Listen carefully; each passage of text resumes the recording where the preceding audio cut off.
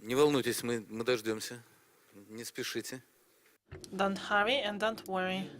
We'll start on time. I have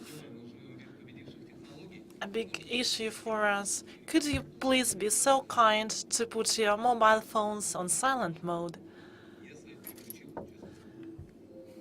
And I did the same, by the way.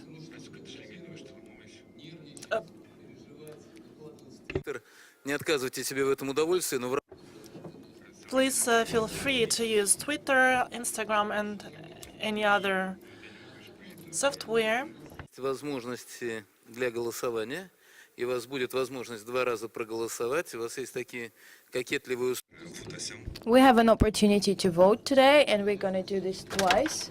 You first have to push the button, the green button. That means that you can distinguish just to turn off the equipment, and then you'll have some variants, some answers to choose from. So this equipment is not, Nintendo joystick, but it's not an opportunity to call home. It only works here in this audience. And first, let me please introduce you the first, the speakers of our today's session, Client to Visit the Global Practices and New Approaches to the Provision of State Services. We have a really beautiful panel and panelists here today. The ladies sitting here are not just beautiful, but smart.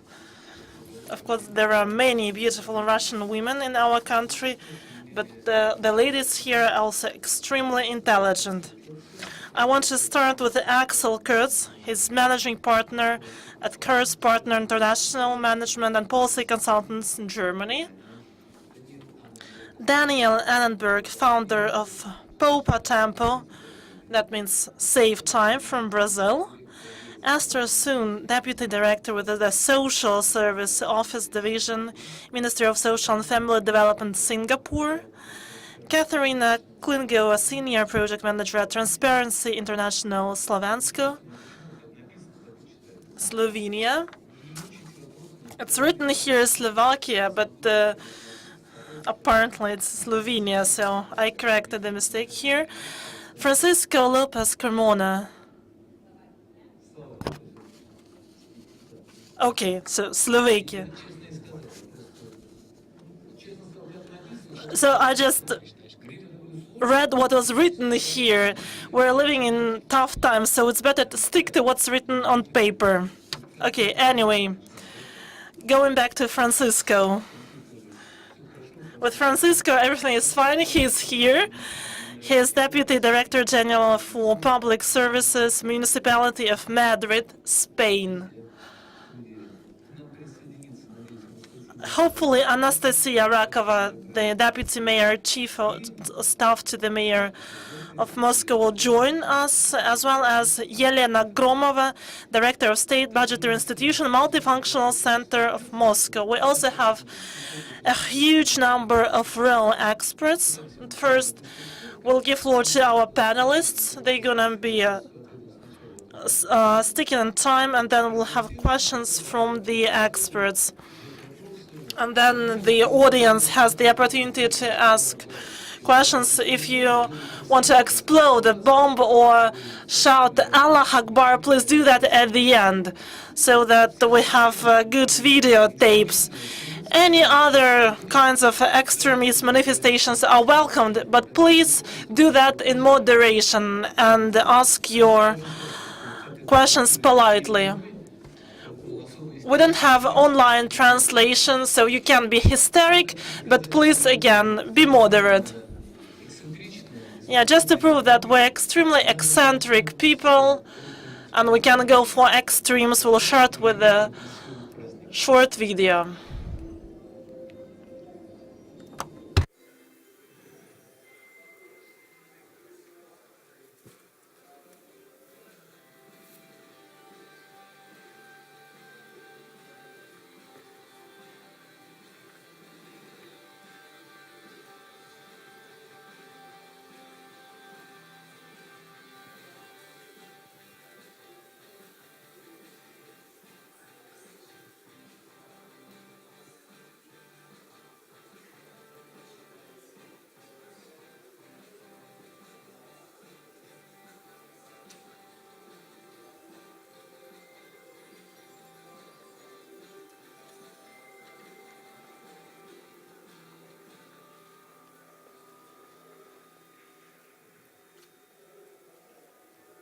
Ну, красиво.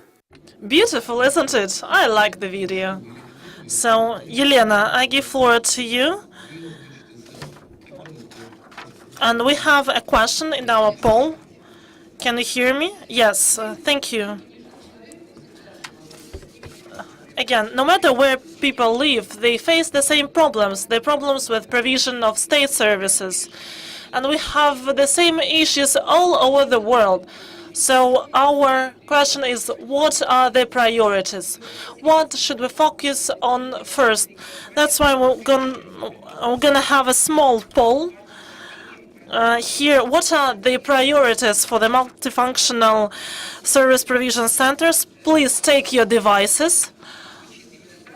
You can see the question on screen. Which direction of the development of citizen service centers is key to the success of the whole system? And we have 5 options. Could you please choose the button depending on your answer? Increasing the accessibility, reducing waiting times, the level of comfort, establishing a dialogue, and customer-oriented approach. The poll starts. This bang is associated with me with a circus sound.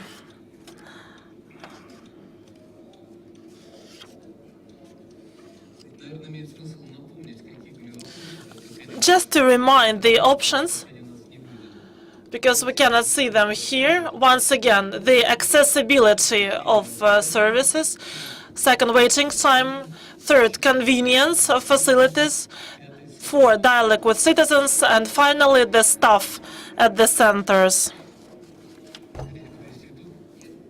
Would you like to draw a bottom line? No. It's self-evident. Yes, the accessibility is the priority, and that's true. That lies on the surface, and we deal with it every day. I hope that you all visited our exhibition and you remember what we used to have just recently. We have a big gap between what was a couple of years ago and what we have now. That was indeed a leap of faith. We have done immense work to make services accessible for people. First of all, the location of the centers. There are many centers. They are easily accessible in terms of geography. Secondly, every citizen can go to these centers. If you cannot come, there are mobile offices who can get you at your home.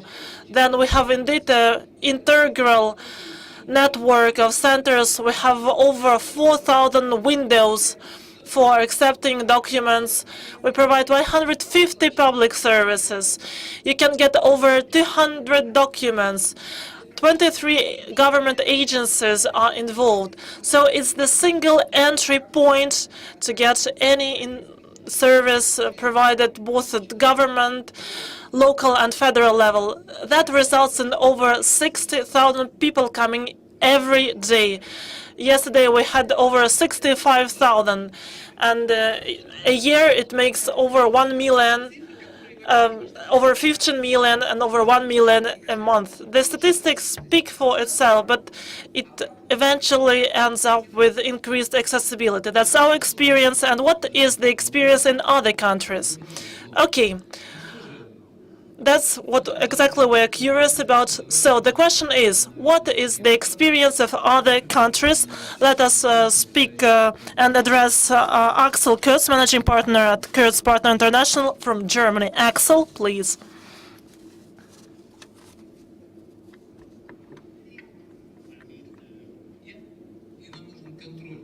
And we need the remote control device.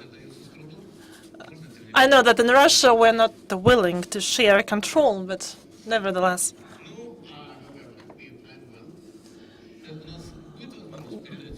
So, can we have the remote control?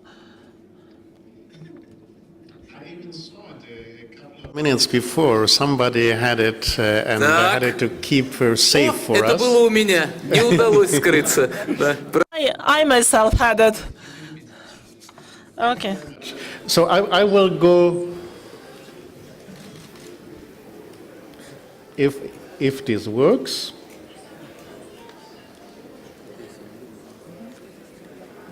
this does not work.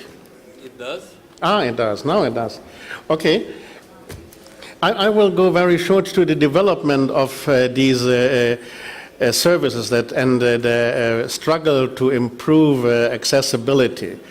And we can see that we started with something that we call the factory outlet center, means different administrations bring their offices to one room.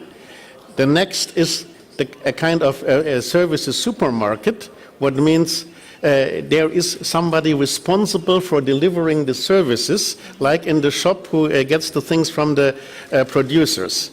And this gets more and more functional, more and more online, more and more mobile.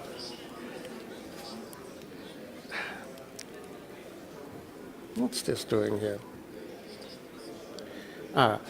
So the outlet center, for example, looked in this way. You had the counters for every administration, and in these counters you get the services of the respective administration. And you had to queue 2 times when you were on the way to 2 administration in one day. What is this thing doing? Do you know the magic word? Вы знаете волшебное слово? The services supermarket brings this all together on one place, not even in the room, but even on the respective counter, and improves accessibility a second time. Maybe it needs a battery. When we want to see this a little bit more in detail, we can walk through a modern citizen service center. We have an open access, barrier-free. It should be in the city center, in the pedestrian area, if possible. You enter without any barriers. You come to your reception, get the waiting number. You can make your passport photos, photocopies, and so on. You wait in a comfortable area, including a place for the kids to play, see when your number is ready, and then you go to your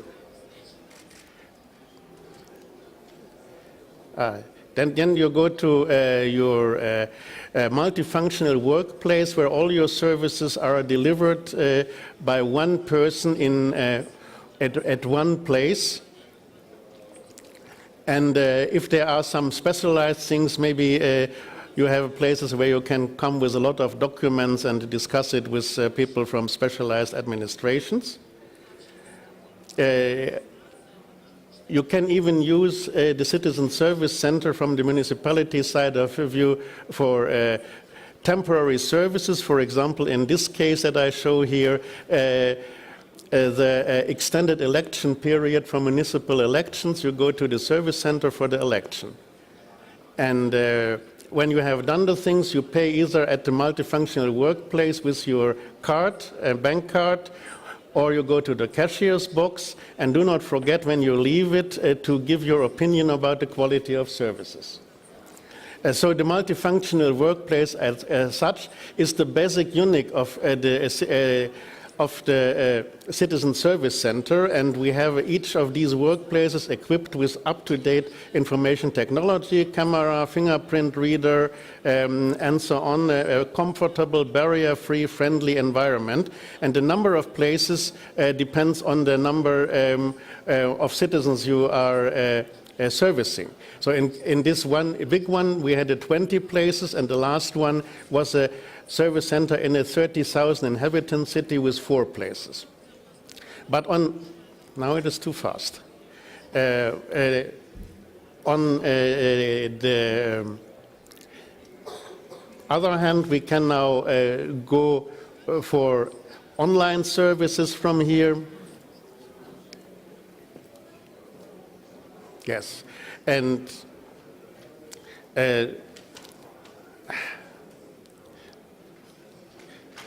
okay, I think this thing does not like me.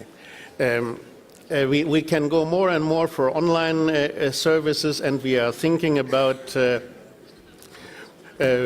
municipal services delivered via internet, as we can see here also in Moscow.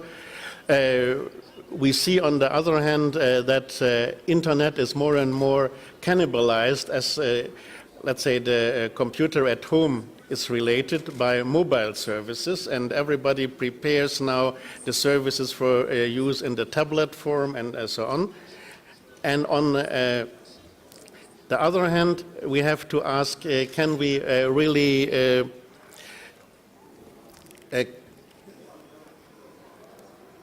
Can we really ask all the people to use the computer? We have to find other functions, other methods. For example, to have a mobile services where an employee from the service center goes to a bank or to a supermarket in a certain quarter to deliver services to people there, or go to pensionists' homes and so on. And finally, we have to see in how far we can develop this with electronic signature systems and so on. We are all the time on the move. Theoretically, you could see this if this machine would Axel, like me. sorry, just a second. А у нас есть только что уволенный Билл Гейтс, отвечающий? Do we have a person responsible for this remote device who will be fired soon? We need a person to come and help to handle this device before we will cannibalize this person. We are not far from City Square where this person will be executed just to prove the harshness of our regime. Let's see if it is doing something.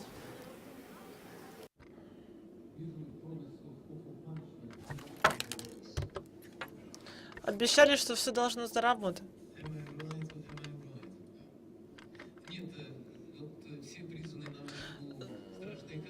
No, you can expect the punishment.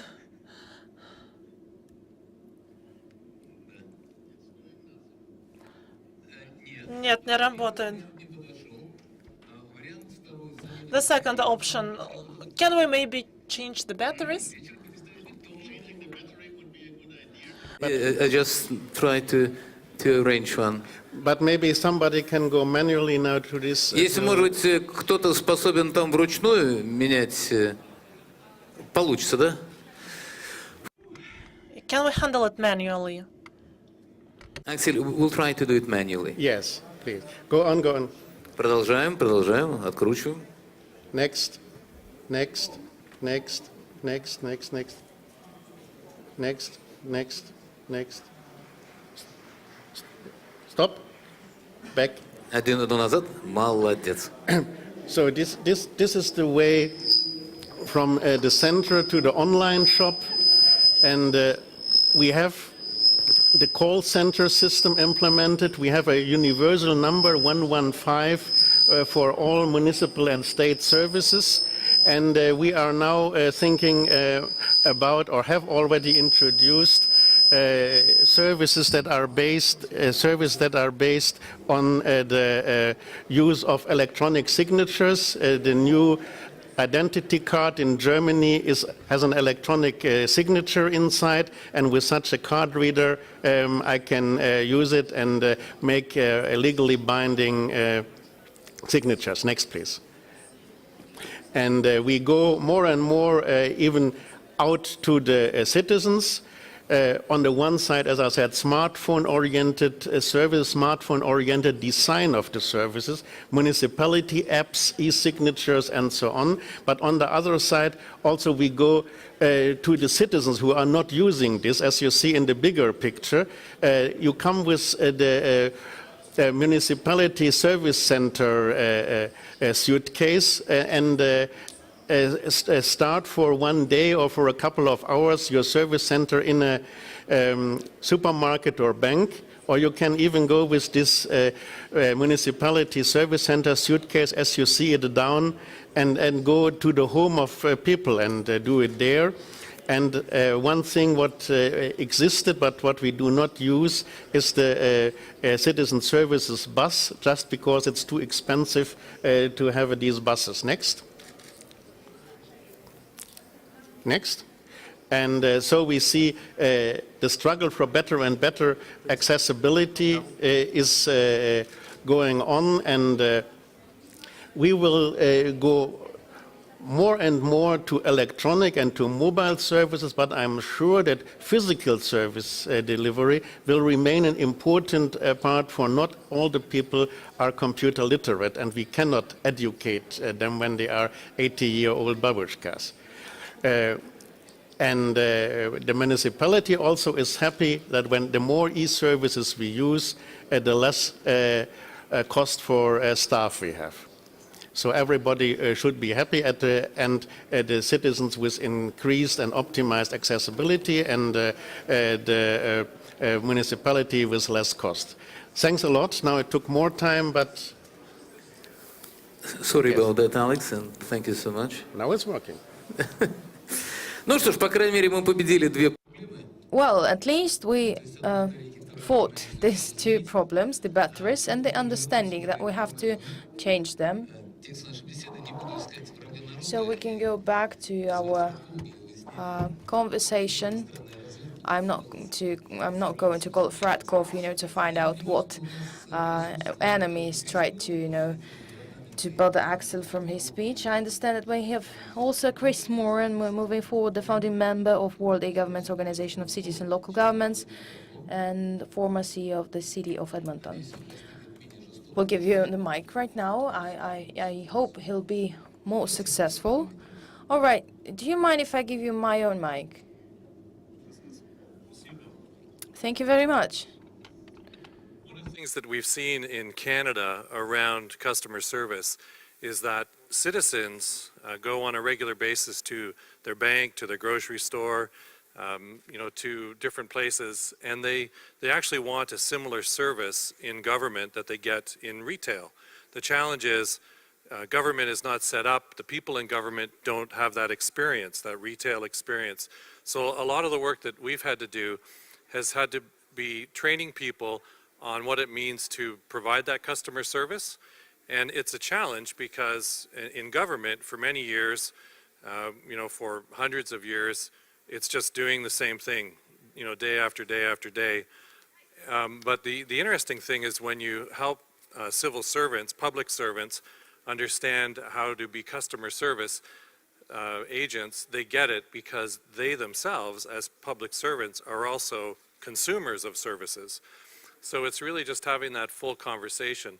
And as well, years ago in Canada, government workers called themselves civil servants, but we've gotten back to calling ourselves public servants because our job is really to serve the public. And then what the public servants need inside government, when it comes to other services like technology and finance and HR, those people are actually the public servants that serve the servants who are serving the public. So it's that whole understanding of customer service and the connection with public service at the same time. Спасибо. Госпожа Громова. Please, Madam Gromova.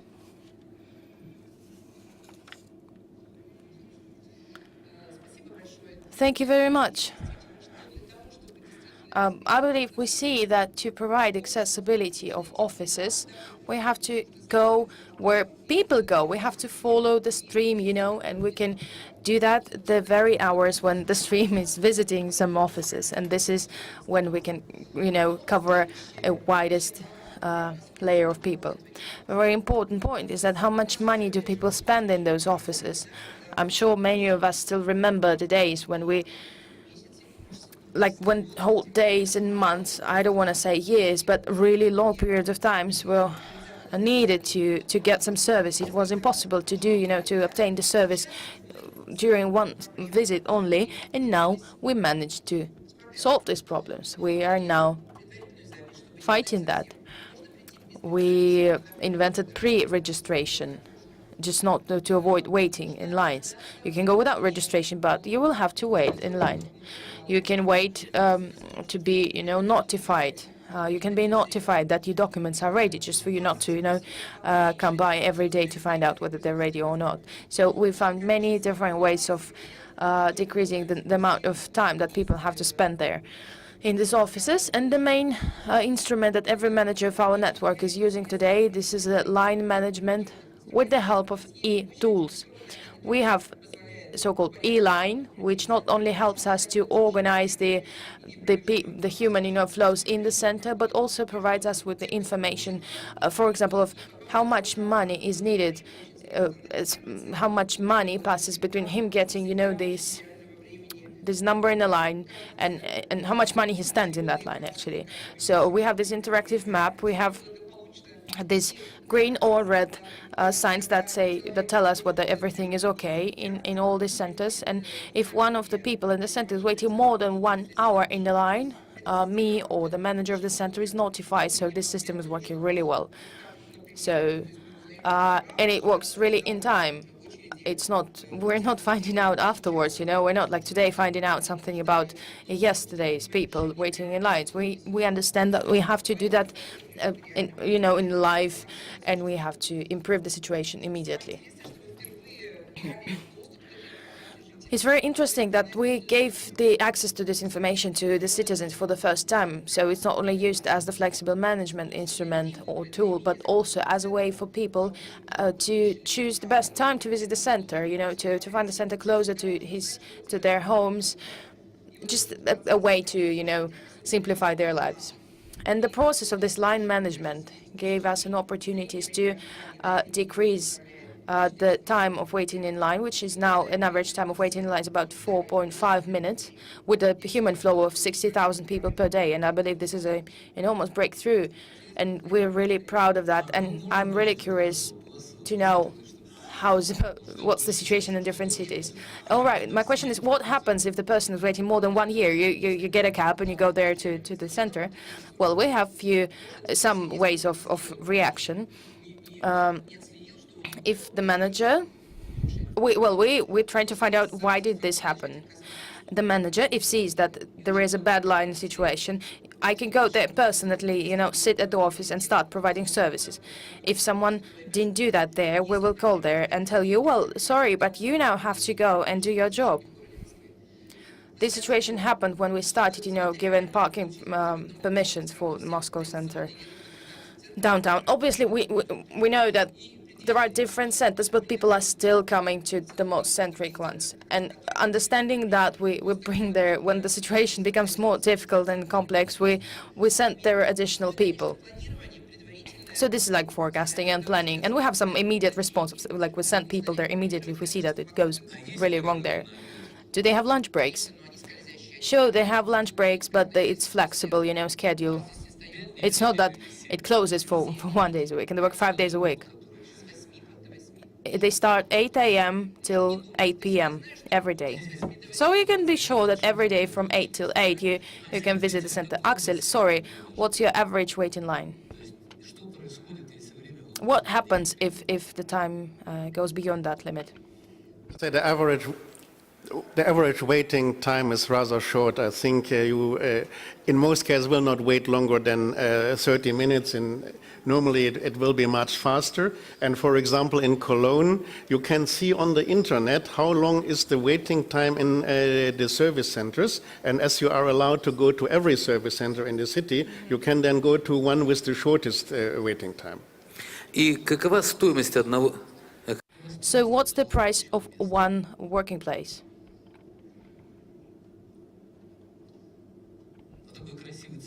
Well, this very good-looking center. What's the price for one? What's the cost for one working place? I cannot answer because this center exists also already for about 10 years, and let's see, the cost might be around 50,000 euro to introduce such a thing, but you have to see the overall cost of the center, not only the cost of the Конечно, desk. просто мы обычно пересчитываем на рабочее место. Крис, а у вас как обстоят дела? Можно все-таки не обделять наших? Chris, what about you? Will you please give the microphone to our Canadian colleagues?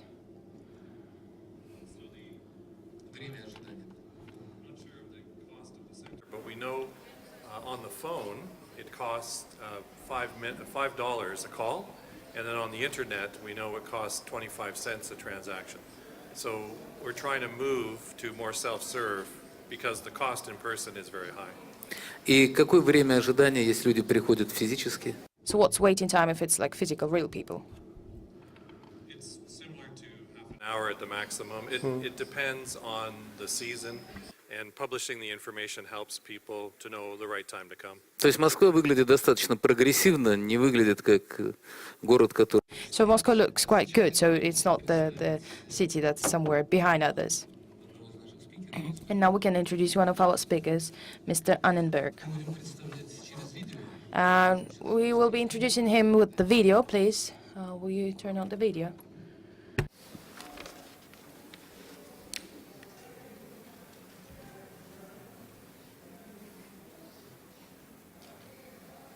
То есть мы вошли в эру светового немого кино. So we're now silent movie, right? There shouldn't be any sound, right?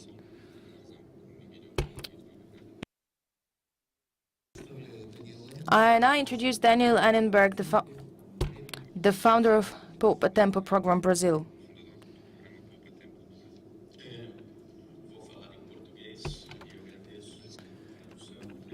I'm going to be talking Portuguese, and I would like to thank our Portuguese interpreter. And thank you for inviting me here, Olga, Evgenia, Daria, Tatiana.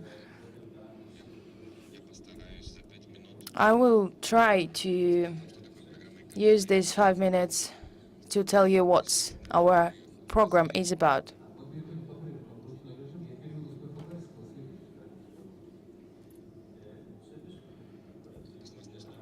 So the state services in Brazil.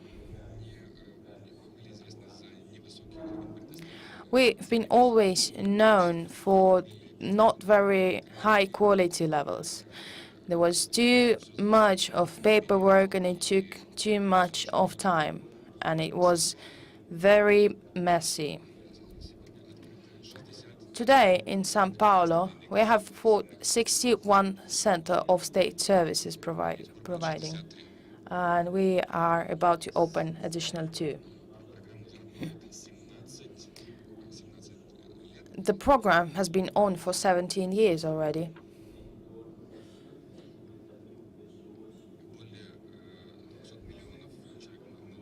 We've been working with more than 200 million people. These are figures for people who have attended our program. So the level of satisfaction of people is higher than 99%.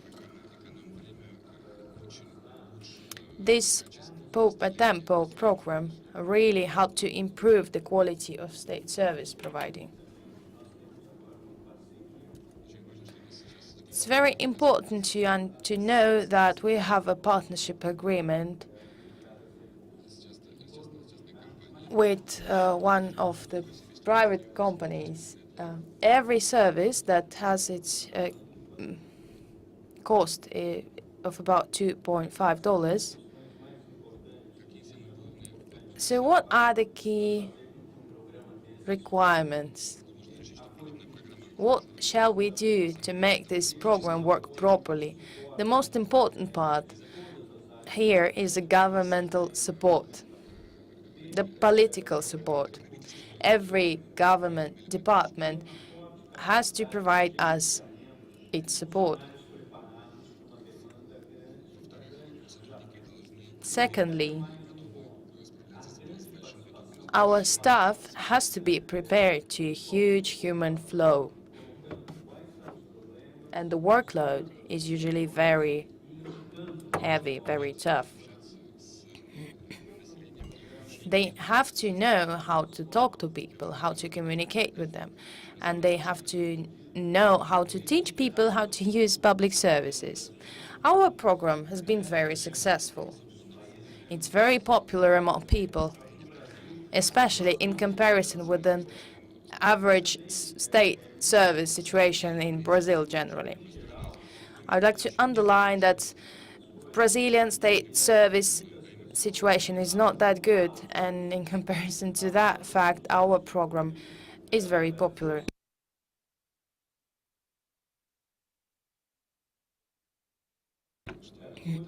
It's very important to know that this new model of service providing has been welcomed by public really warmly. Now all the parts of the society have a similar access to state services. Before, people from politics, for example, on a high-level officials, they were solving their problems faster, they didn't have to stand in lines, and now this program really make it, balanced, make it even. Now all people have to spend the same time on the line or don't spend time in line at all. We know the more democratic the country is, the bigger is the chance for corruption there. Please have a look at these pictures. These are our state services centers.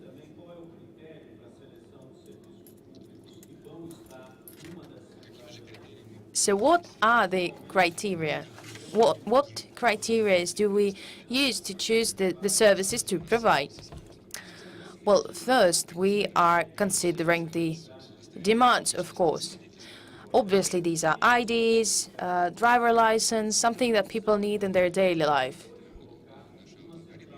When we're developing our algorithms, we first understand that we have to simplify the whole process of obtaining the document. And only after that, we scale it up and we start providing this service in our center.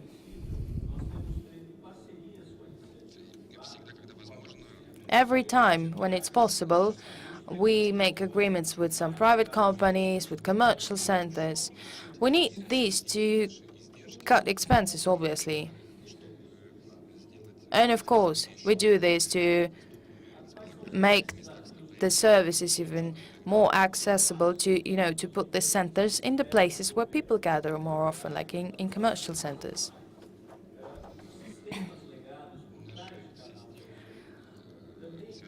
Our systems are closely related to the government on different levels, on federal level, on local level.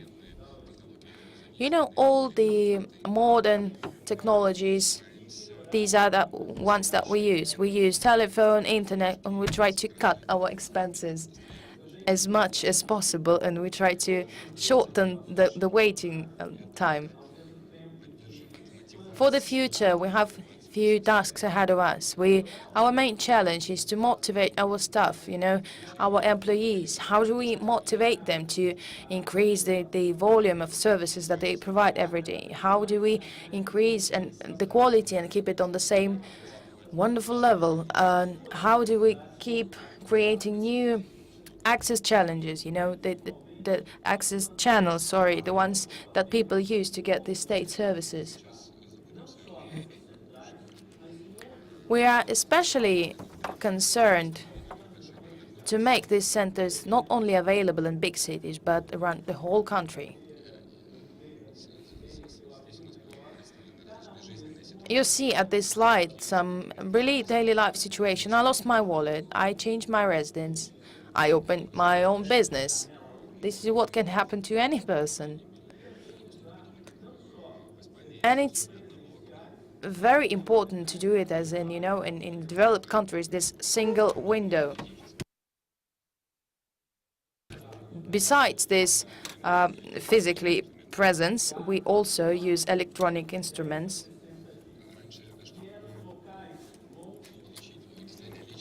Before, in past, to get the ID, one needed from 10 to 60 days.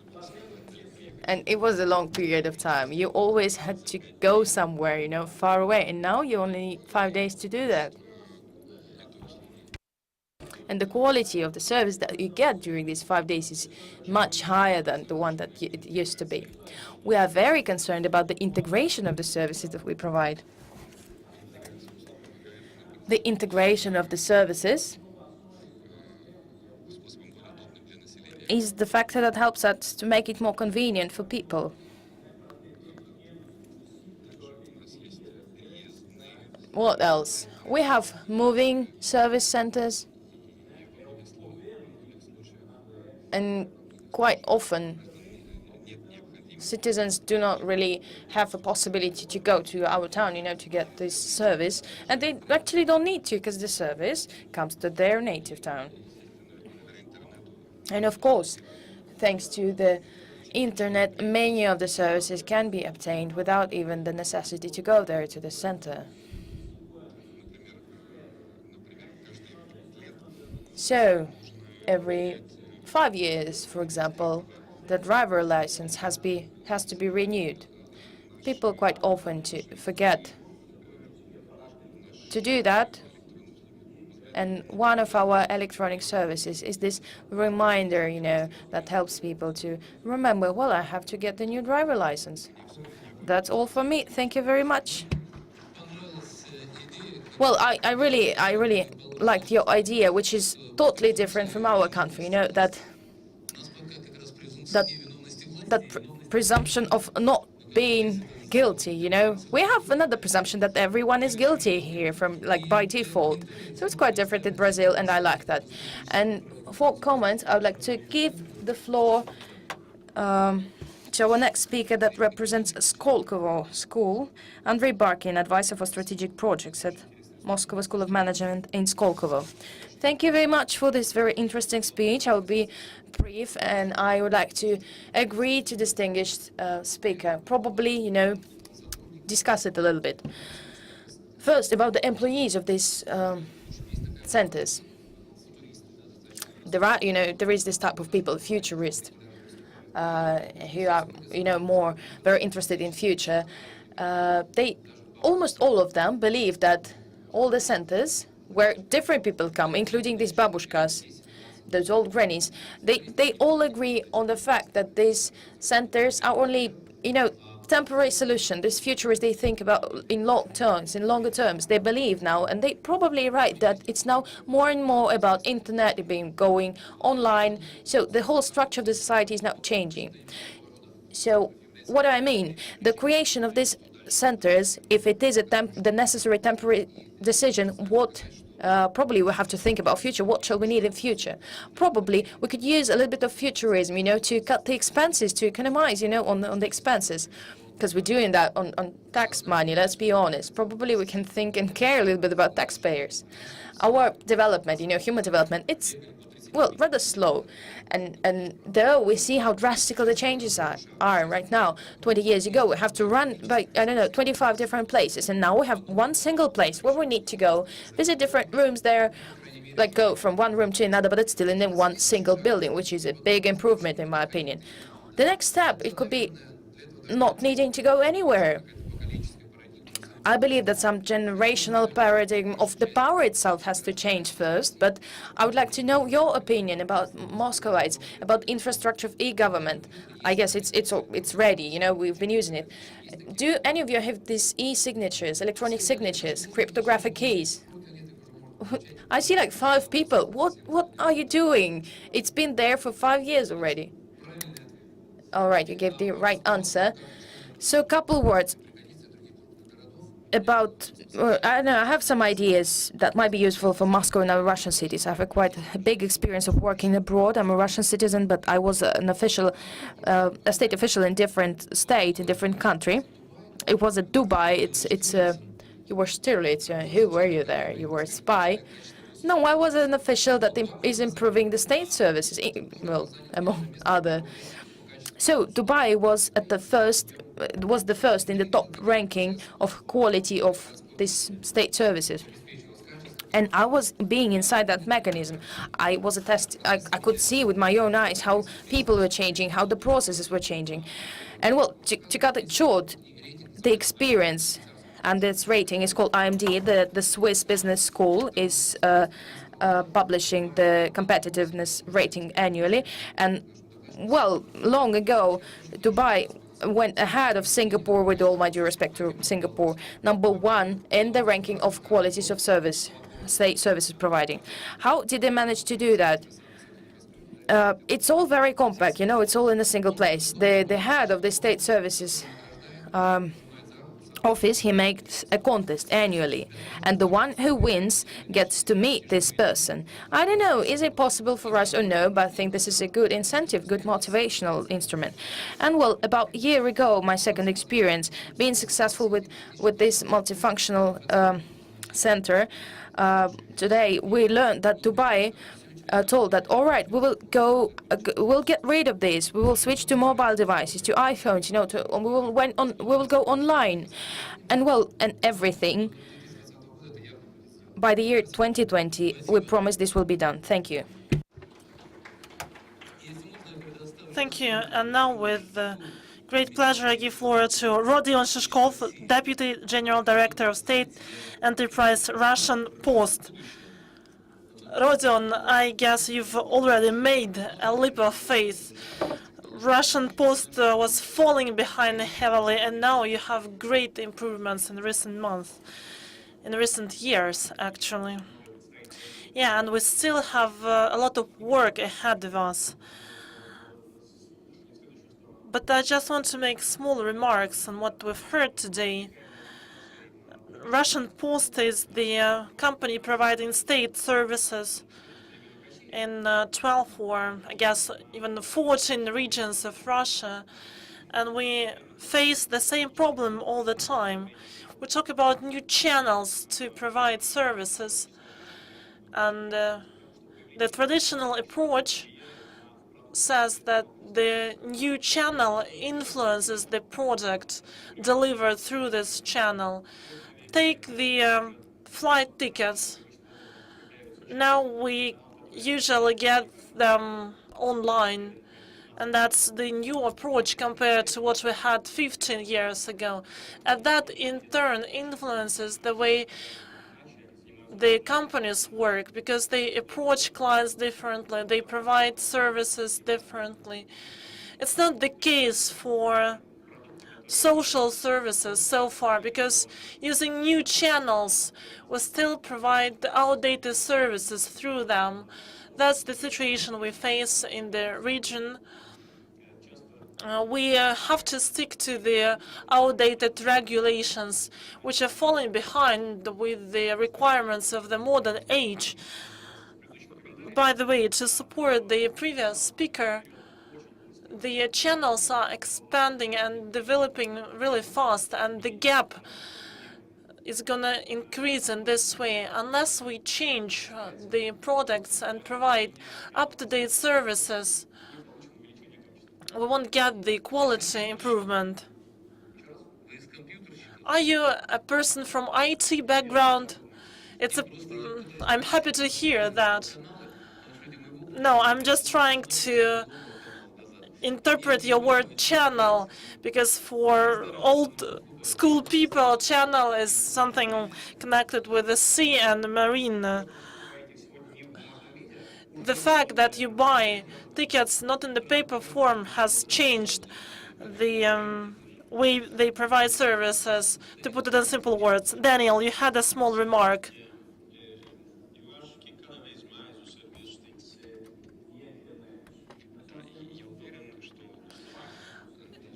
Yes, I'm convinced that the services should be provided through the internet. But part of the services cannot be provided through these channels. In Brazil, we realized that part of the population, especially the elderly, are reluctant to use modern technologies, especially the internet.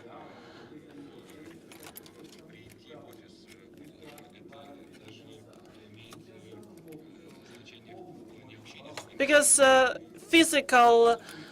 when they physically come to the office, that's the way for them to communicate, to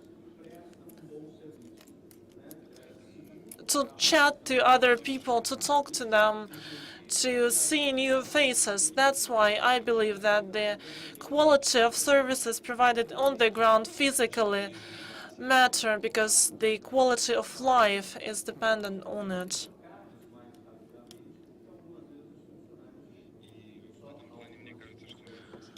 In this regard, I think it's important to provide the competitive environment for the service providers. That's one of the options here. Daniel, thank you for this wonderful Portuguese. Unfortunately, I didn't have translation, so I'm gonna put my own personal remarks here and talk to you on behalf of my bank and on my own behalf. To my mind, time is our most precious asset. Time is running fast.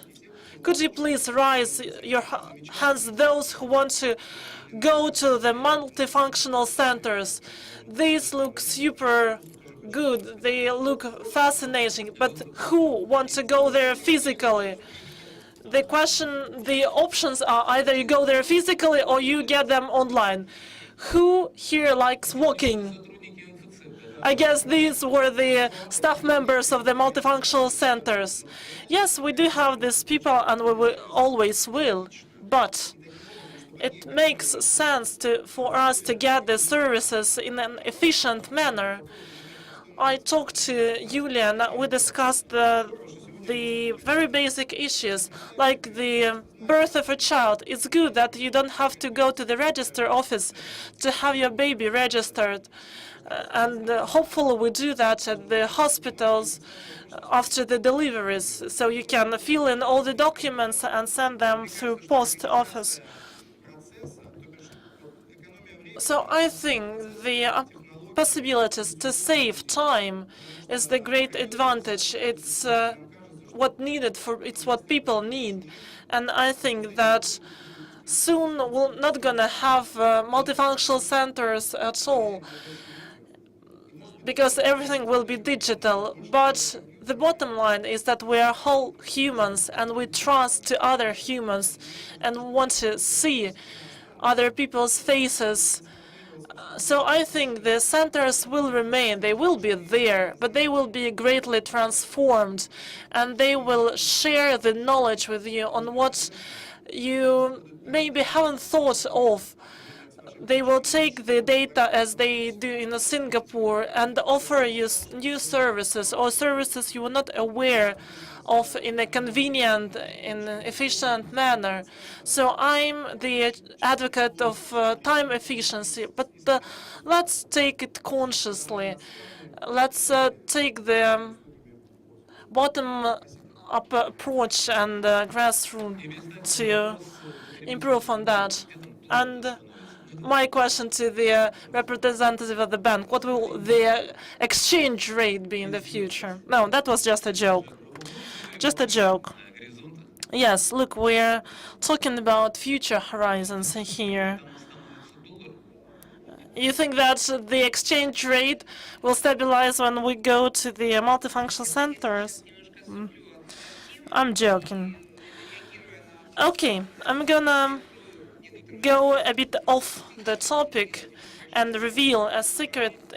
Indeed, we're going to make a leap of faith in terms of electronic services provision. We want to announce it at the end of this month, but I'm revealing some secrets here. Indeed, we're interested in having as few people as possible so that people get all the services online. That's why I'm going to initiate awareness-raising campaigns at the multifunctional centers for those people who are still reluctant to use the services online. Maybe people will feel more at ease with the international information technology, but of course we will have the centers physically, because there will always be people who need that, who have to take papers in person. That's why officers will be there in future too. Talking about convenience, even if it takes up 4 minutes, if it's just little time, this time should be spent in convenient environment. And I guess now we can even compete with private companies where there are no doubts with the quality of services provided there. People can have a snack there. They can have a drink there. They can drink either soft drinks or hot tea.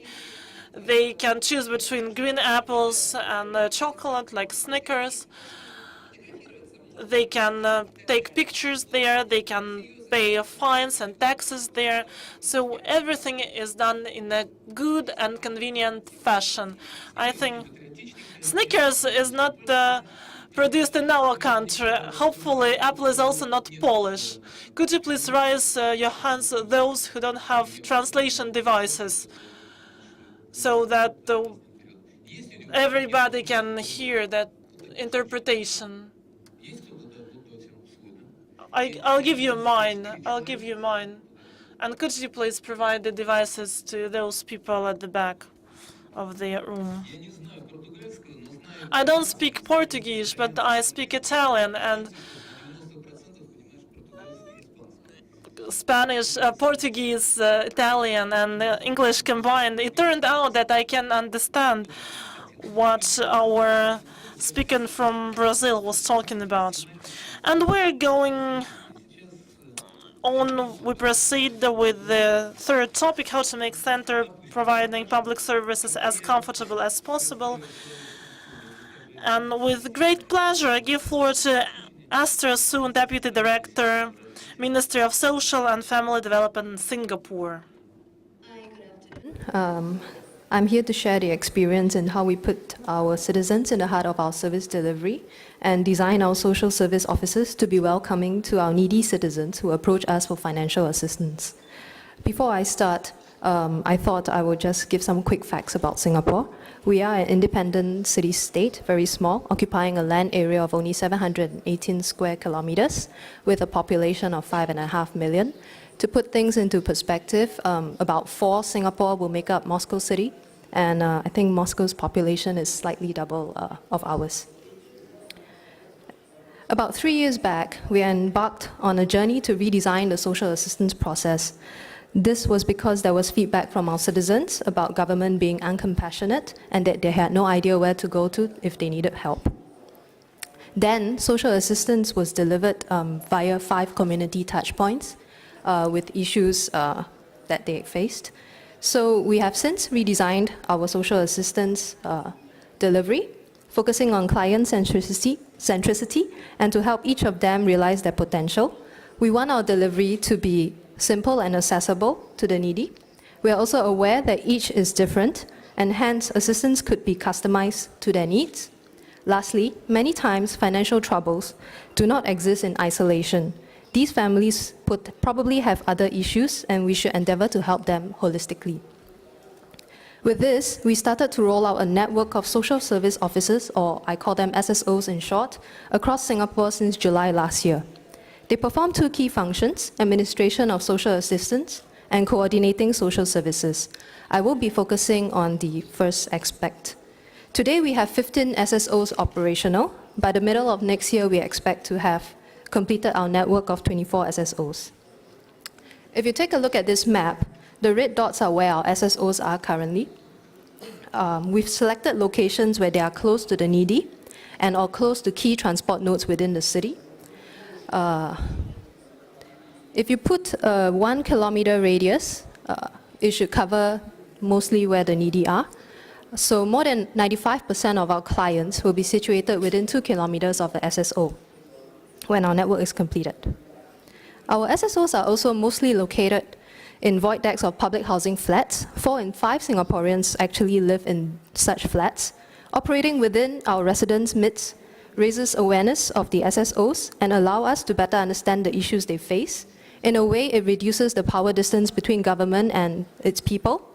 We are where they live, essentially. We have increased awareness of government assistance and simplified it, and made efforts to increase the publicity efforts across Singapore. An inviting first touch point helps our clients feel comfortable in sharing their honest needs and gives staff a better environment to work within. Hence, I will go into how we made efforts to improve the service environment. We use the design thinking approach to improvise our service environment. This is a human-centric approach to problem solving. It involves a low-cost setting up of prototyping, iterations based on clients' feedback, and finally adopting what is most practical and acceptable. We wanted a consistent service environment and experience for our clients. Unifying the design language, feel and function of service areas across districts conveys we are a safe place. So you can see, we move from swing doors to sliding doors for convenient use by clients with mobility issues. We introduced the e-kiosk to facilitate the seeking help process, as well as to manage queues. We also introduced the service ambassador to greet the client upon entry and to explain the procedure of a client seeking assistance. The warm one-on-one interaction between the service ambassador and the client aims to help the client feel more comfortable. This is what our SSO service entrance look like today. You zoom in, you can see it's a push-button sliding door. This is the physical e-kiosk. Even for the e-kiosk, we have also heard feedback and adjusted along the way. For example, clients found the many options on the kiosk confusing, so we have shortened it and limited the number of options to make it more intuitive to them. For the waiting area, we adopted cozy lighting and comfortable furniture. Our seating arrangements are designed to minimize client interaction to maintain privacy. We also set up the children's play area to accentuate warmth. We also put in place service roadmaps. These depict the general application procedures from registration to post-interviews, so clients know what to expect when they apply for financial assistance. We experimented with various types of interview rooms, amongst which our clients told us that they did not like the alcove and ThinkPod design, as they felt it was too open. These are the two prototypes on the right side of the slide. Because of the nature of services we provide, clients prefer to have more privacy. We also considered staff security in cases where clients can get aggressive, and prototype interview rooms with backdoor exit. So the final interview rooms we adopted can cater to different clientele, such as families with young children or wheelchair-bound members. Privacy of the client is maintained with tinted panels on the glass door of the interview room. We have cushioned chairs and round coffee table to create a cozy environment that is conducive for conversations.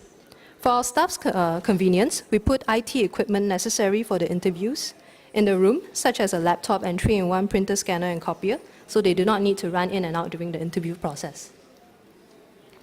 We have made efforts to reduce inconvenience to our clients and our staff by reducing the number of forms that either of them have to sign.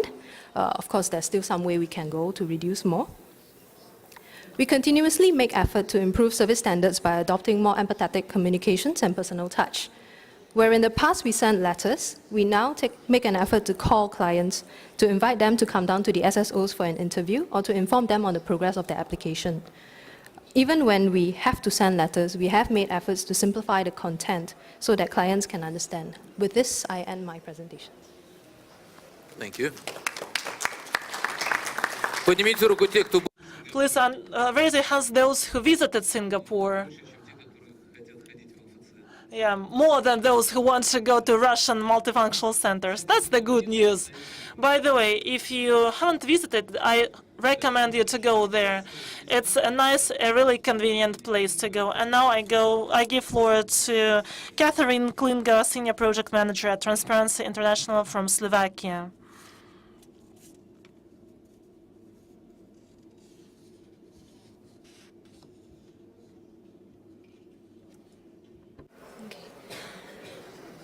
Good afternoon. My name is Katarina Klingova. I'm from Slovakia. General facts, Slovakia has 5 million citizens, Bratislava 500,000, so we're totally tiny, and we get often confused with Slovenia. It happens often. I'm going to be talking about our experience with the public centers.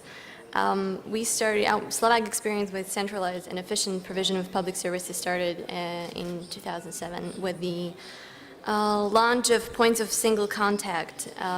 They were set up in October 2007, and their aim was basically to provide the information for business providing services and simplify the procedures and formalities for Slovak and foreign businessmen in Slovakia. They provided the data, they provided the necessary documentation, but they also gathered the electronic forms and then transferred them to the competent authorities such as tax office, health insurance companies, or commerce and courts.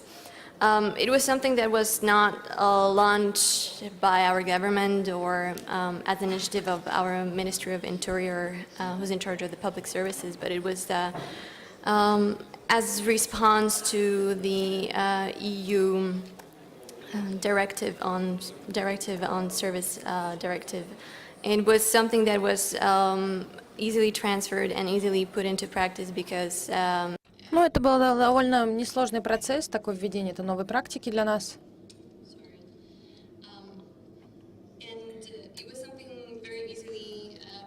Было очень просто учредить подобное. powers and responsibilities to already existing centers, in particular district offices and departments of entrepreneurship. At the time, in 2007, we had 49 district offices, and one electronic point of single contact was established.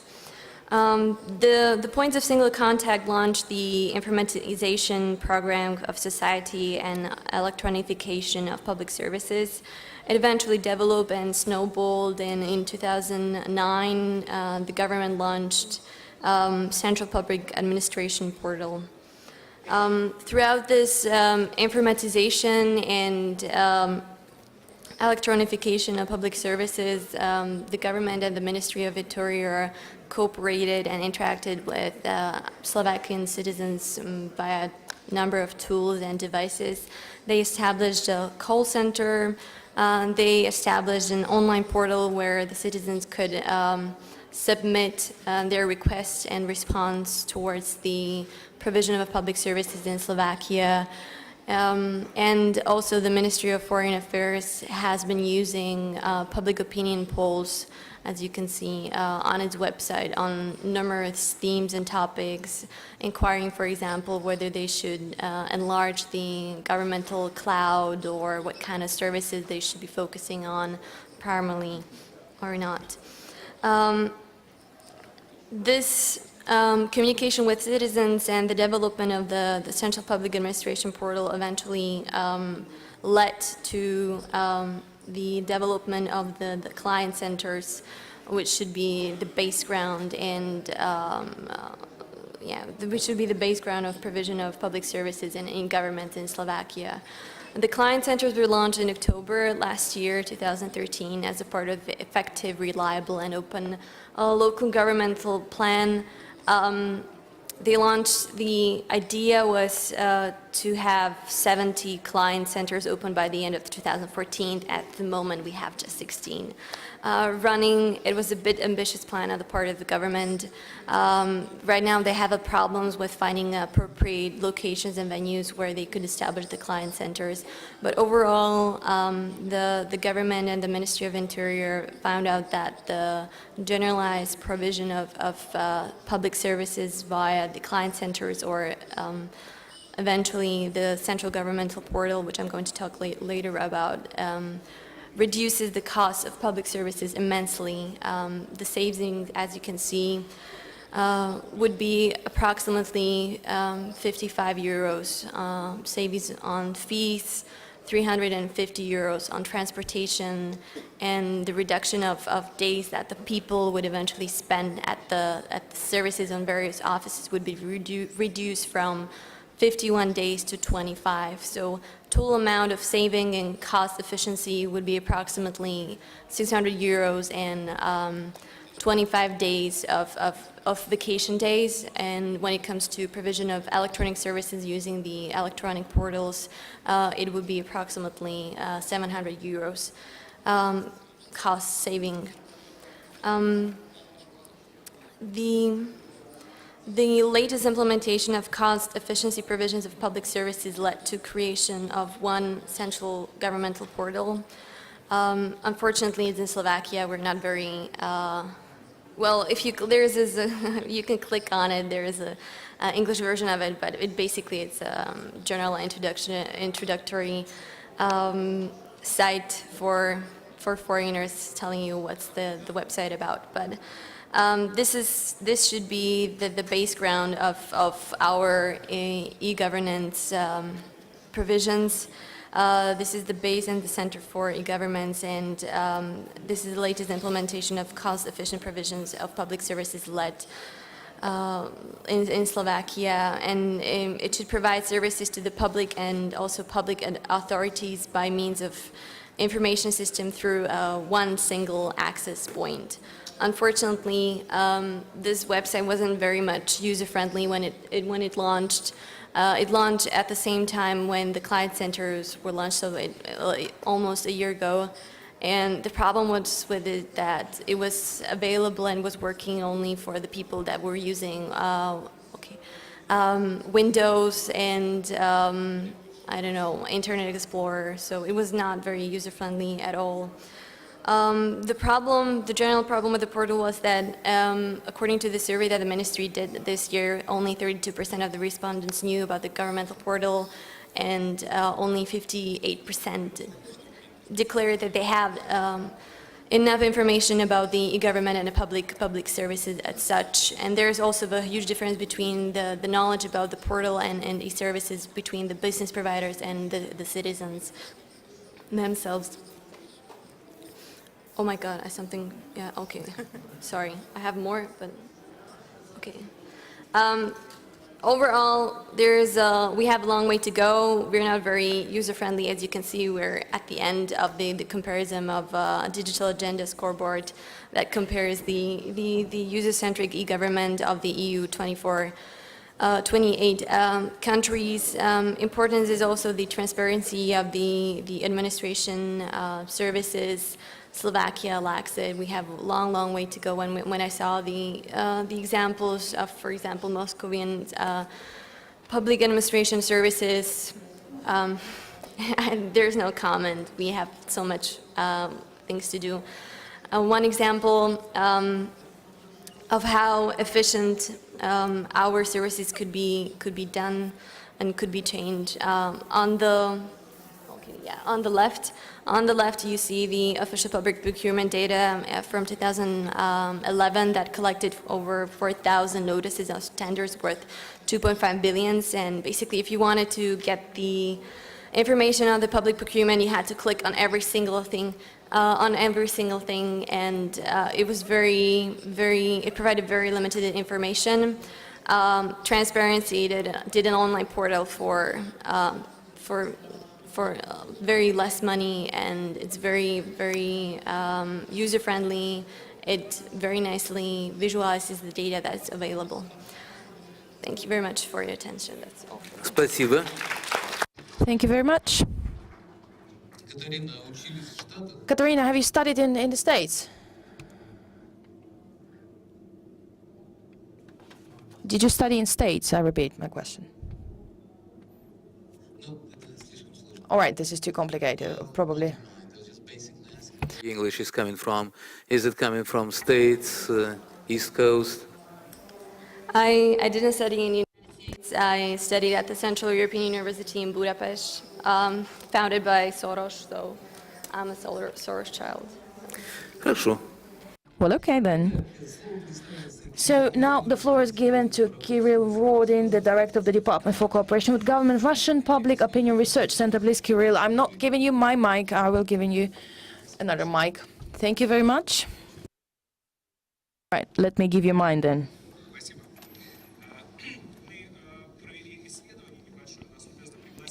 Well, we made a small research. We made our homework. We made an all-Russia survey. We were interested to find out how much this multifunctional center practice is spread around Russia. And well, this is the survey, the results of which really shows the opinion of the people living all over Russia. So when I saw the results, I wanted immediately to make a short, overview. The overview is quite simple. We really can be talking about multifunctional service centers as a best practices of state service provision today. And this is, I'm not just saying that because I'm working with that, this is true, obviously. This is an opinion of people that we ask for. Well, we ask them whether they have actually ever heard about the existence of these centers. A little bit less than 50% of Russian citizens heard of that. Obviously, in Russia, in Moscow and St. Petersburg, this percentage is a little bit higher. It's about 80%. But of course, among those who heard, we asked them whether they had any experience of obtaining state services in these centers. Among Russia, it was about 36%. In Moscow, St. Petersburg, it was high, about 54%. But generally, we believe that in Moscow, in St. Petersburg, more than 35% of the citizens have received state services and can actually evaluate the whole process. Well, next, from this evaluational point of view, what people were saying, there was a very rare, consensus of public opinion.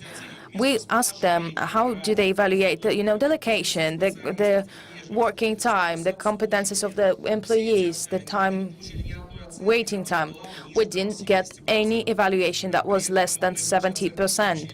So the best, of course, evaluations were about comfort, about the competences of people working there. And if we are talking about Moscow and St. Petersburg, then the, politeness and competences of people working in the centers in our federal cities was about 91%, so like 9 out of 10. So we have to understand here that 10 out of 10 is almost impossible.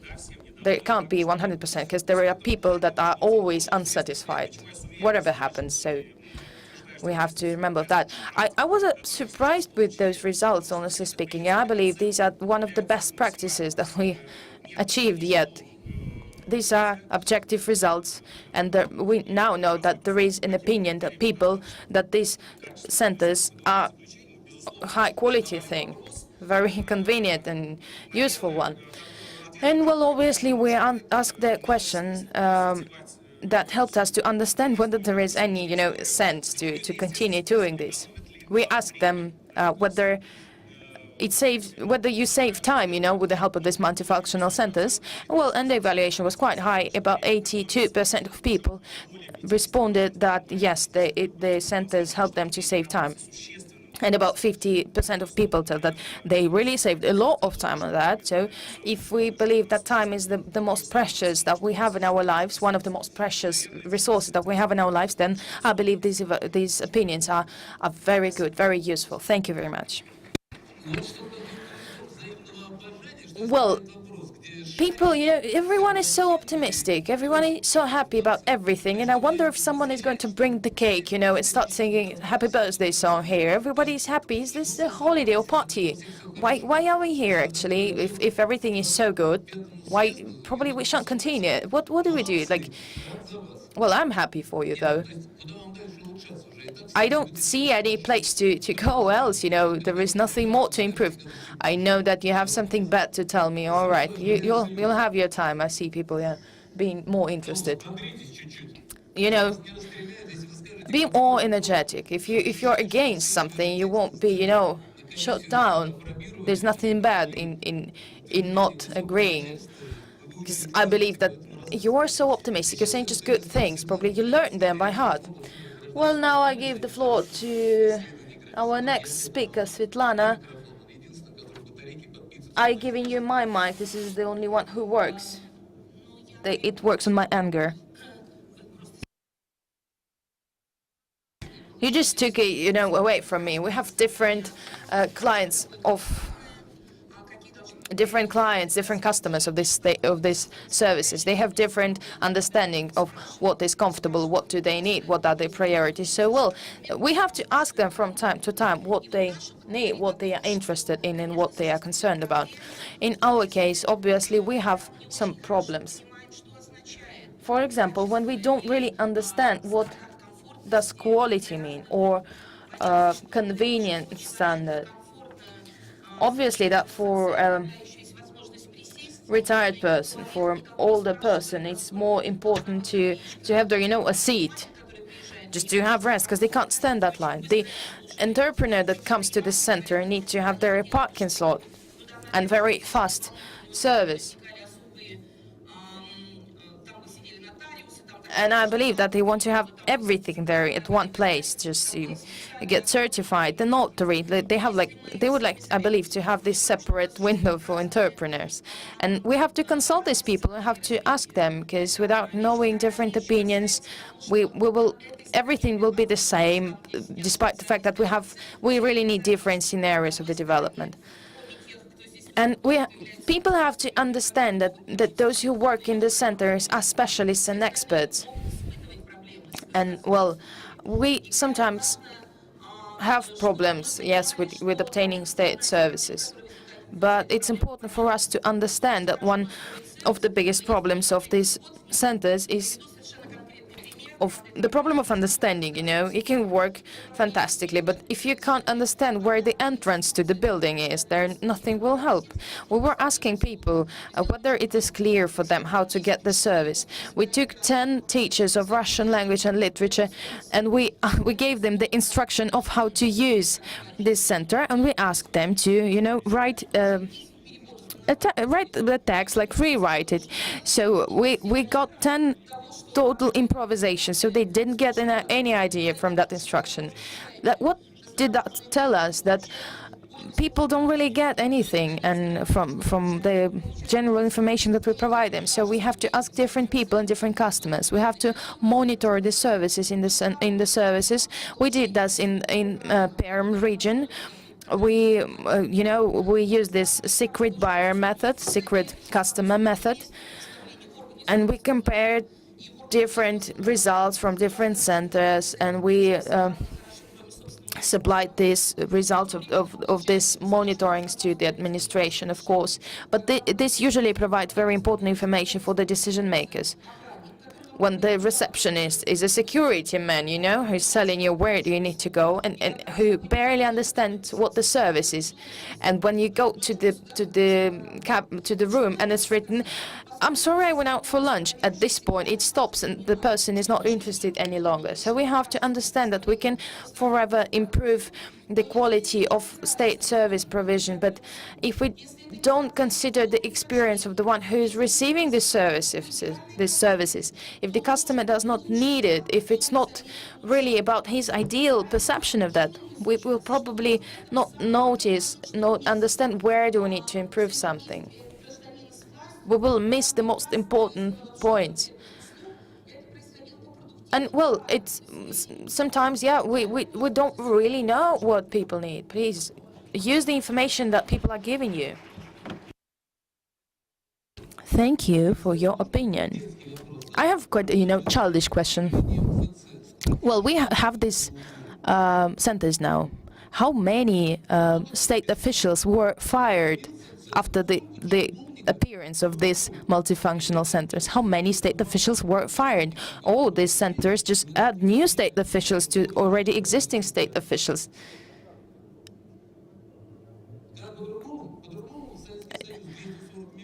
Well, you remember in Soviet Union, 240 million people were managed by twice as less state officials that we have now with the population of 140 million people. In Moscow, at the very beginning, when it was the very beginning of multifunctional centers, we had just a very few people for a district. Those are only a couple of dozen people who needed. The rest of them were engineers or something like that. So there was not much of an addition. But still, this figure grew, right? Because logically thinking, when you go to the next level, you decrease the amount of officials. So you don't need to go to other places, then people don't need to work in those other places. Or at least they're not fired, but probably go to some real other sector. Is there anyone who was fired? No, I'm sorry, this provocative questions. I'm sorry, but you're too optimistic, you're too happy. All right. Своим правом микрофона. Замечательный комментарий прозвучал сейчас от Светланы Геннадьевны. Хотела сократить этот блок, потому что понимаю, что времени мало, но не могу не сказать, потому что не все знают. И мы действительно работали очень над тем, чтобы создать стандарт, московский стандарт госуслуг, но при этом это не что-то... Indeed, we did our best to provide the standard of service provision, and it's a very straightforward document written in simple Russian language. We don't need any interpreters from legal to ordinary Russian language, from legal language to regular language. So it's written in simple terms, so everybody can understand that. And we did that on purpose. Thank you so much. In the picture you can see the standard both in English and Russian languages. That's the avenues we're moving along. It's not just the choice whether green tea or soft drinks to choose. Whether we take an apple, by the way, Russian apple or Snickers. We're talking about much more complicated issues, and I'm happy that we have more multifunctional centers because the quality we provide there is indeed high. That's how we move on to the last topic of our discussion, the quality of staff. Staff matters everywhere. We have 5,000 people working in the centers. How to make them smile? Do you suggest to sell marijuana to them, as they did in New York? There are many ways to solve these issues. There are many ways to make them smile. No, we want to make them a single team. We're not in the army here. We're all friends and partners here, and I want to learn how my partners from other countries do that. Again, going back to the Moscow standard of service provision, saying about that, you assume that Moscow is the state, to put it in simple language.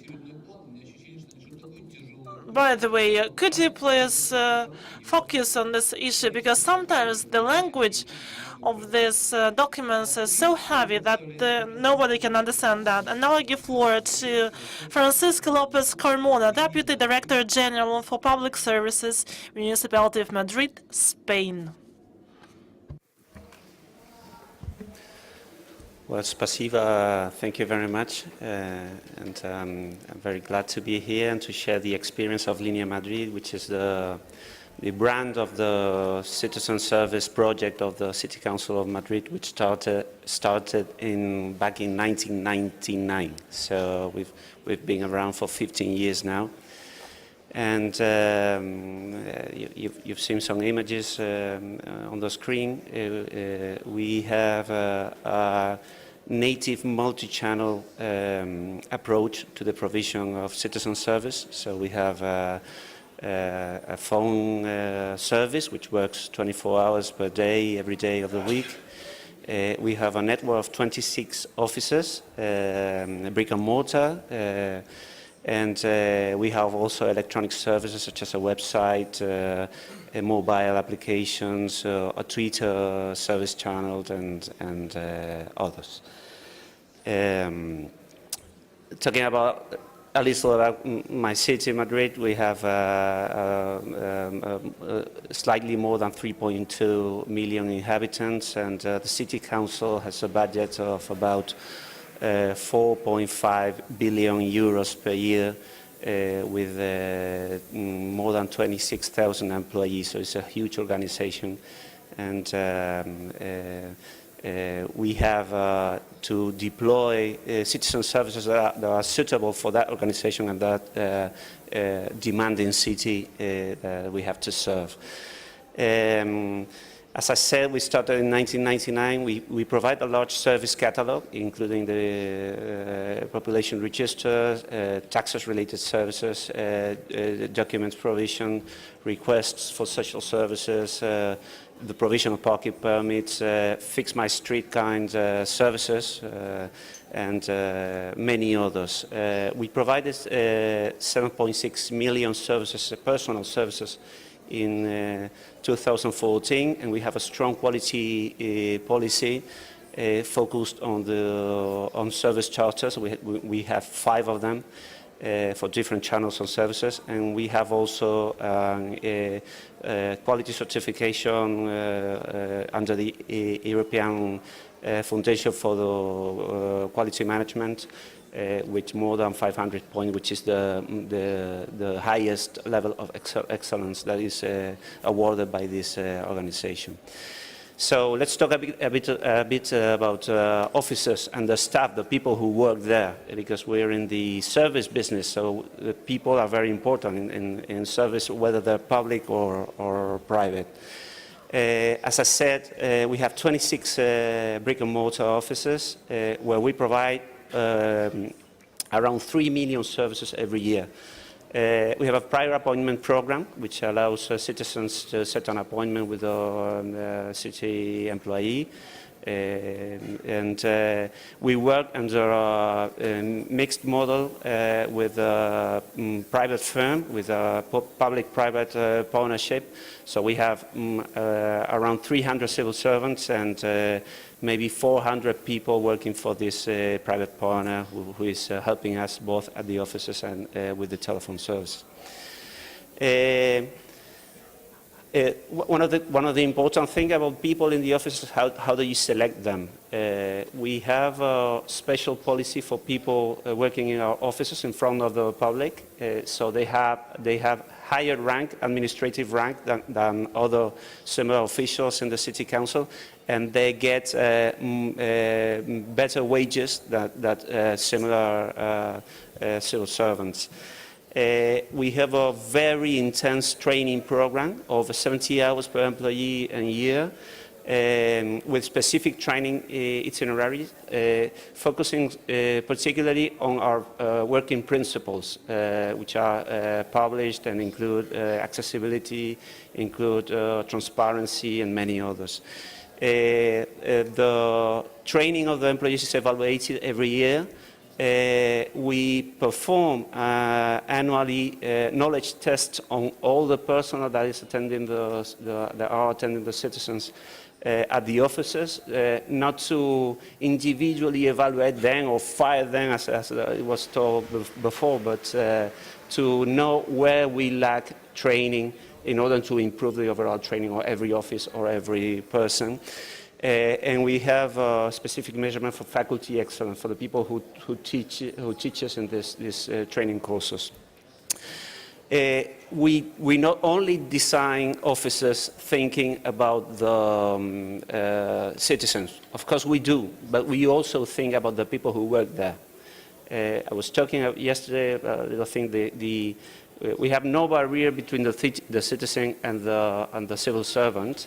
But the length of the table is thought as to be enough not to be beating the civil servant in case of some kind of threat or struggle. So you have eye contact every time, no barriers, so you can share papers and everything, but the civil servant can feel safe that nothing's going to happen. It's working safely in those conditions.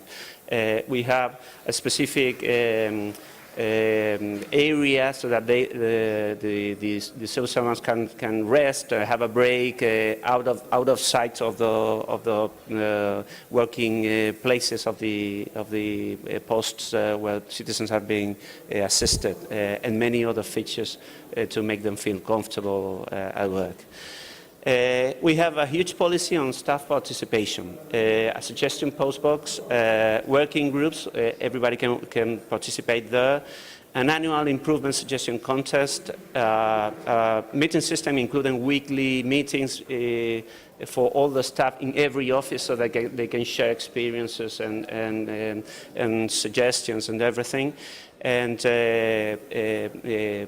opinion surveys. Every year we perform an opinion survey on every citizen, or on every civil servant. Yeah.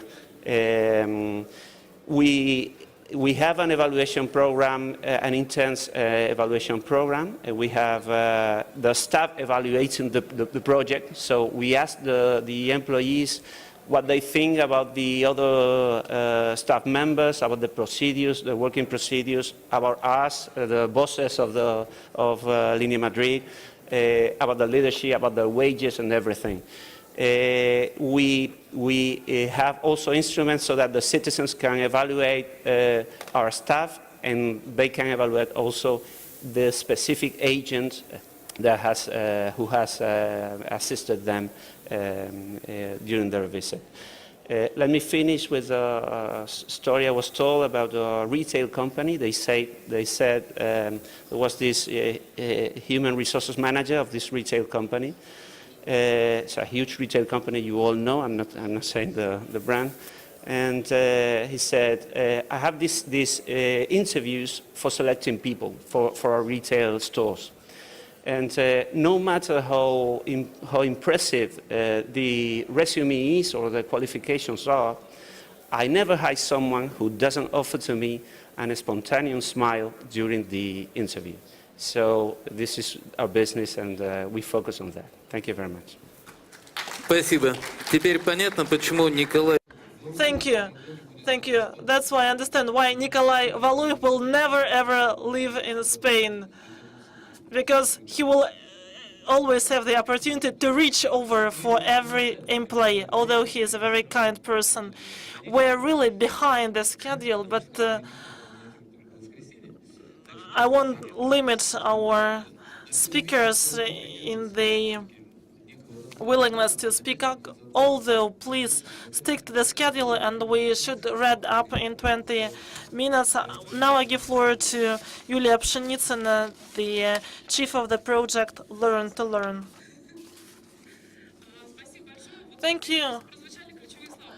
We heard key words here, how to force, how to make people do what we want them to do. There are no ways to force them. The values we have here on the slide are important. Corporate culture is a good thing, but you cannot force people to follow the corporate culture. You can inspire people to follow it. We all experience visiting city federal officials when you have to have your baby registered or get any other papers.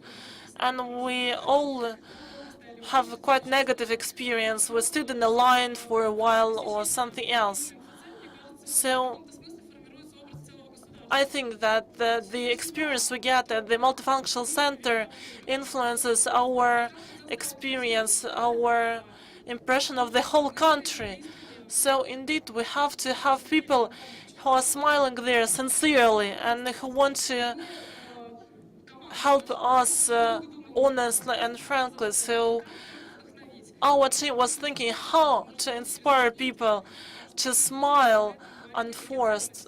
We thought that we could do that through culture, because culture is a good inspiring tool.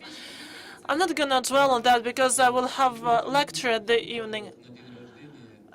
Do you motivate your employees presenting them the paintings of Leonardo da Vinci? Like, you worked for a while, then you got a picture, and now you're a multi-billionaire. No, we use culture we use art as the communication tool, because art speaks to our heart, and heart is the real channel for inspiration. Oh, I'm gonna burst into tears right now. I want to ask you a straightforward question. What is the wage of the employees working there? How much money do they earn at the end? There are different ranks of people. The most important people are those who meet people at the entrance. They get up to 60,000 rubles a month. Now I give floor to Natalia Smirnova, the president of VTB24 Client Service Center. Is she here? No, she isn't. Okay. Now, with great pleasure, I give floor to the outstanding professional in human resources, Mr. Vorobyov, the president of Worthall Company. Hello.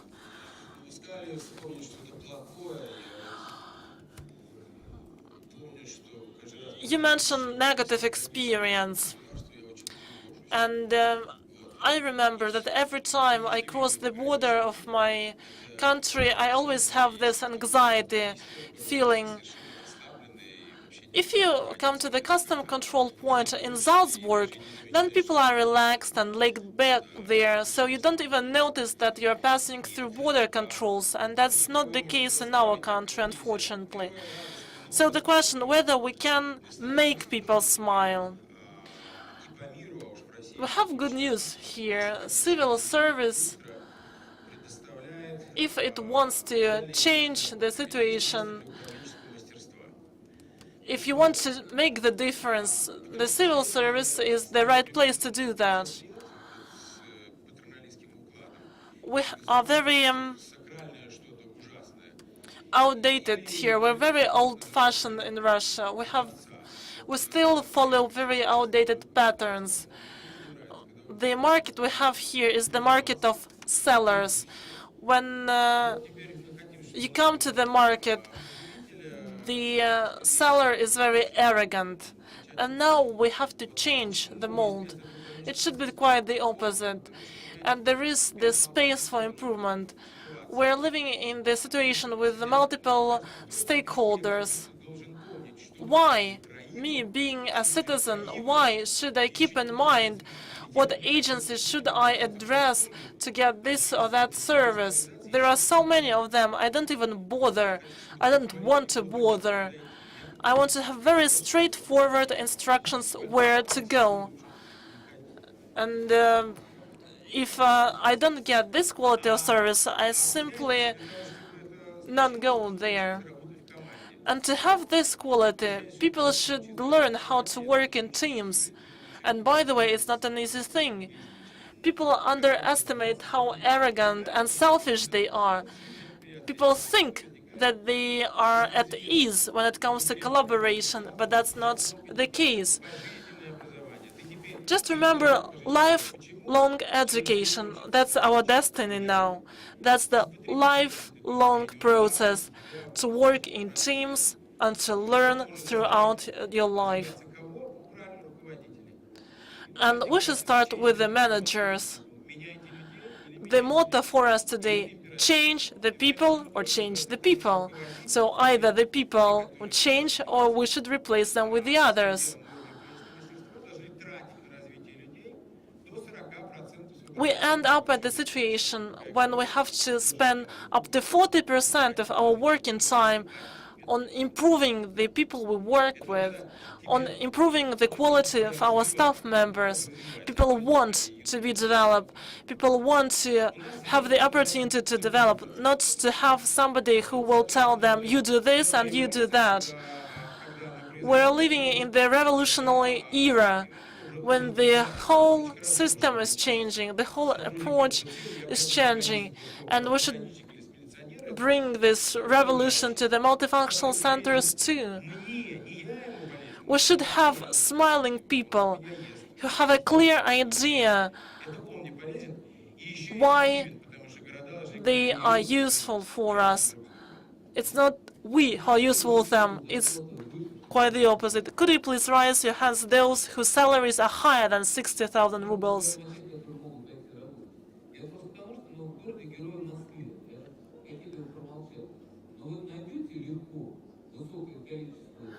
Okay, take Moscow Metropolitan.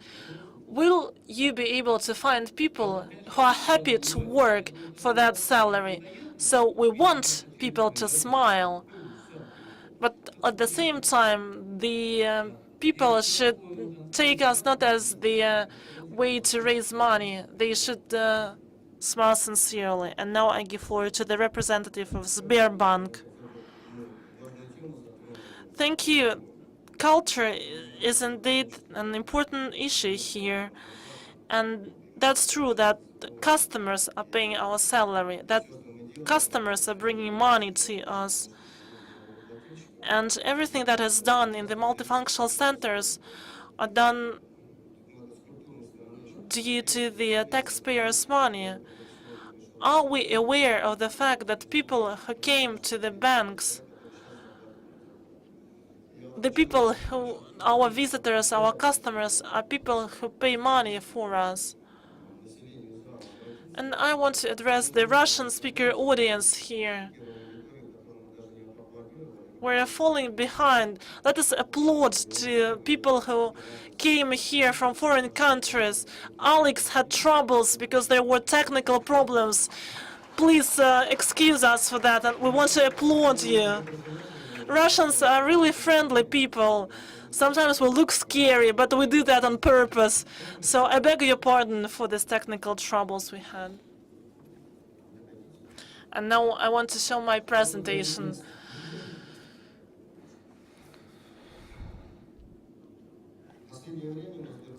Recently, we in Sberbank are paying a lot of attention to information technologies, and we want to make technologies convenient for people. My presentation is devoted to the advantages technologies bring to our customers and how we save money of our taxpayers. If you came to Sberbank just a couple of days ago to pay for utilities, you will spend on average 2 minutes there because the employee should type approximately 40 signs.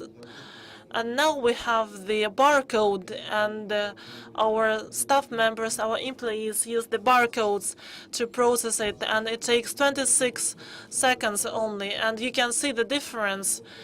We have 26 seconds versus 2 minutes, so we save up a lot of money and time. Talking about paper, we spend 36 million of paper sheets a year. That's a lot. Now we are trying to introduce the paperless front office technology. When there is no need to physically sign the paper, each transaction could be verified using the bank card PIN code.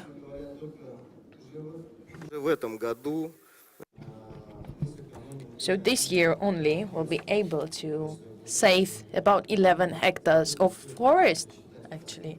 So we can recalculate this in costs that are, the burden of our employees.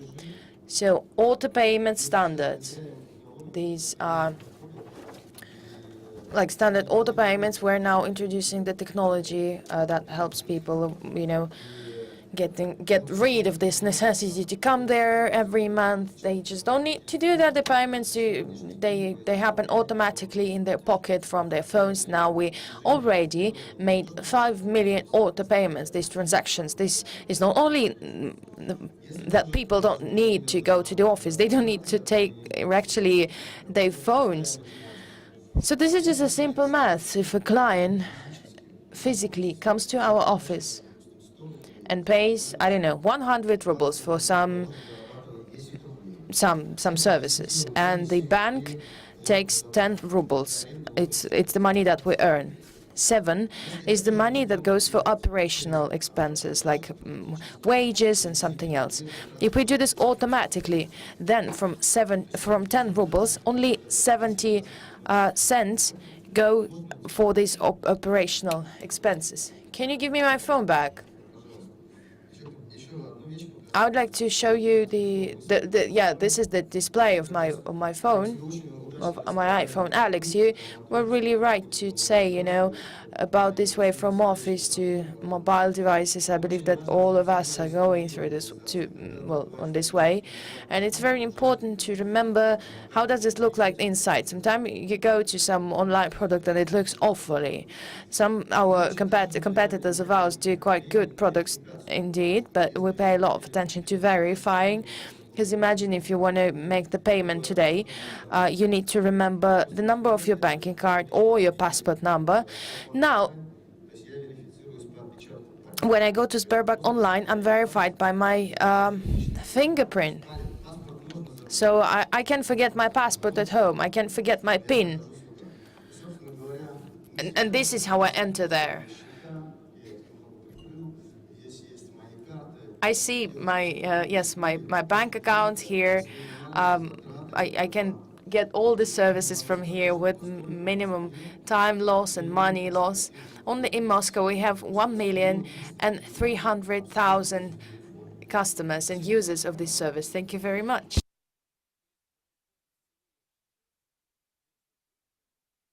So now you spent not like 2 minutes, but 12 seconds. What are the waiting times, the average waiting time in your line in Sberbank in Moscow? And the answer is, before this application, the average time was 22 minutes, then it was 15 minutes, and now in Moscow Bank, the average KPI for employees is like 90% of people waiting less than 10 minutes, and we are doing this. I know that for sure.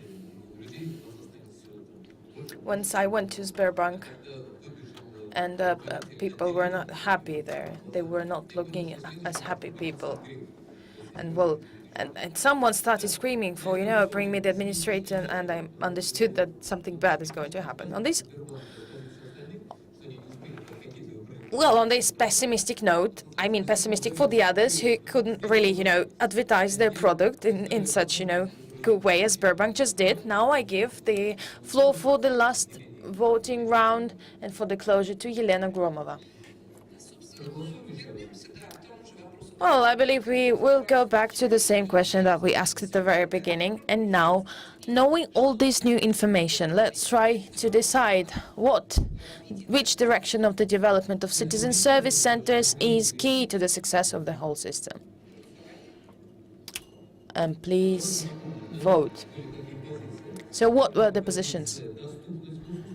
So it's the availability of services, second, waiting time, third, the comfort zone there in the building, fourth, the dialogue with citizens, and fifth one, the employees.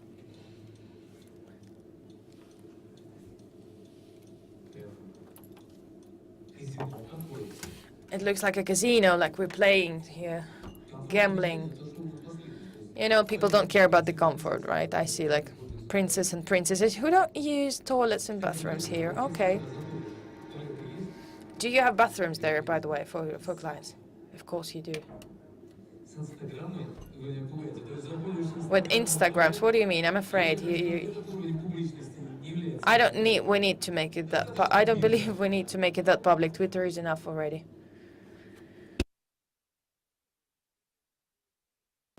Quite, a pleasant influence of our discussion to the result. If we compare, we see that before the discussion, the availability was leading. There was 61% for accessibility. Second place were employees. On the third was the waiting time. Well, it's still the same now, but you see that the first and the two places are almost got almost the same vote. So employees, these are people who really matter for you. Now I believe this is the end of our today's panel. Thank you for being here. And you will have also lectures today in the evening. Thank you very much. I'm sorry for being a little bit late.